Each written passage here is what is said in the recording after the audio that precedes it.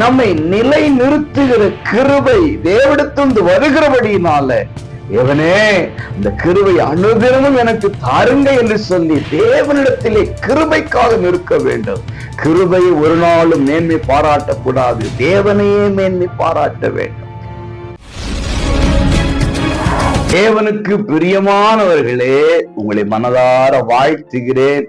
கர்த்தர் இயேசு இந்த நாளில் உங்களோடு இணைந்தே இருப்பாராக. நீதிமொழிகள் 3:3 கிருபையும் சத்தியமும் உன்னை விட்டு விலகாதிருப்பதாக. 2 காரியம் நம்மளை விட்டு விலகக்கூடாதாம். கிருபை, சத்தியம்.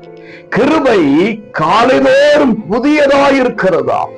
கிருபையை பெற்றுக் கொள்ள வேண்டுமையானால், கிருபையில் நாள்தோறும் நிரப்பப்பட வளர வேண்டுமையானால் காலையிலே தேவனை தேடுகிறவர்களாயிருக்க வேண்டும். நிலை நிறுத்துகிற கிருபை தேவனிடத்திலிருந்து வருகிறபடியினால தேவனே இந்த கிருபை அனுதினமும் எனக்கு தாருங்க என்று சொல்லி தேவனிடத்திலே கிருபைக்காக நிற்க வேண்டும்.